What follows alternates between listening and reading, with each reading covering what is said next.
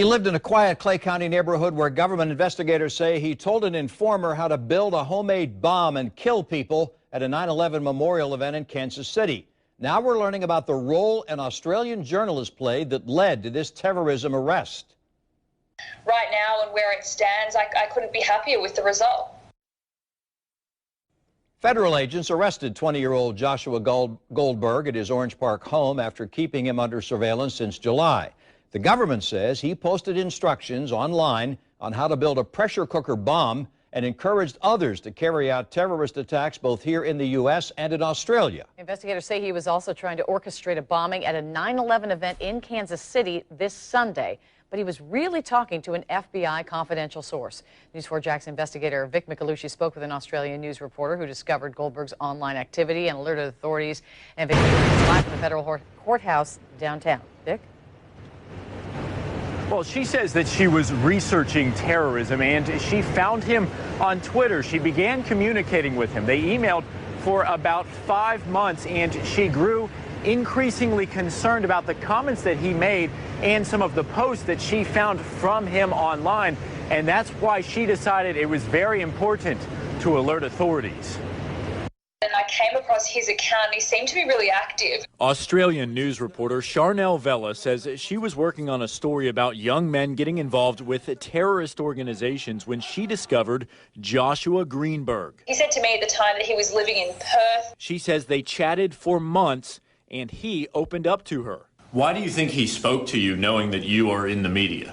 I guess in one way perhaps he's proud of what he's done. He wanted to tell people what he was doing, and the more I tried to shut down communication with him, it seemed really obvious, the more talkative he became. Vella says their conversations became increasingly more concerning. So you decided that something was dangerous with this young man and you needed to stop talking to him? That's right. At one point, the conversation really started to escalate. He was saying that he had a recruit here in Melbourne that was in the process of getting a gun to arm himself to carry out an attack very shortly.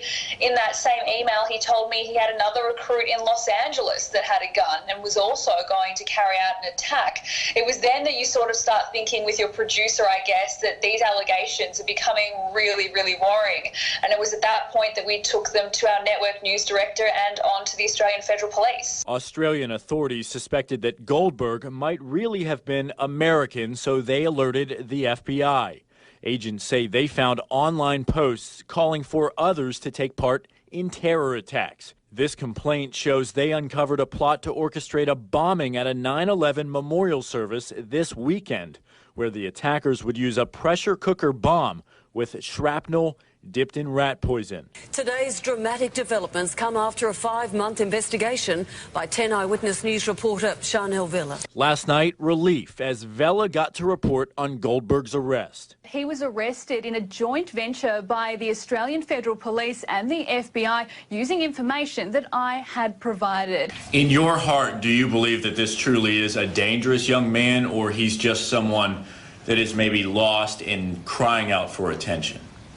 I think anyone that goes online and makes these claims and tries to encourage people to carry out jihad attacks is dangerous. Whether or not he meant it, that's one thing, but whether or not there was someone on the other end of that communication that was willing to do that and inspired by what he was saying is a completely different story. So Goldberg remains in custody tonight, and he is due back here at the federal courthouse in downtown Jacksonville next Tuesday. If convicted, he faces up to 20 years in federal prison. Now, yesterday we caught up with his father at their Orange Park home. He said he had no idea about the allegations and he doesn't know anything about what his son was doing online, so he couldn't comment any further. But this afternoon, we spoke with a 20-year-old woman who lives in East Arlington, where Goldberg used to live. She says he was her neighbor for many years. She even went to school with him. He was more of like a hermit-style kid after he became homeschooled. I don't know, that's around the time when he started acting different. He would never come outside, never play with any of the kids on the street. Coming up all new at 6 o'clock, I will tell you why she says she was concerned about his safety and the safety of others. For now, reporting live in downtown Jacksonville, I'm Vic Micolucci, Channel 4, the local station. Today, Governor Scott released a statement on Goldberg's arrest. The statement reads in part, the report of a possible ISIS sympathizer planning a terrorist attack from Florida is infuriating. The United States must commit every resource to fully eradicating the threat of ISIS. I want to thank our state and federal law enforcement officers for their hard work to arrest this alleged terrorist suspect and for all they do to keep our families safe.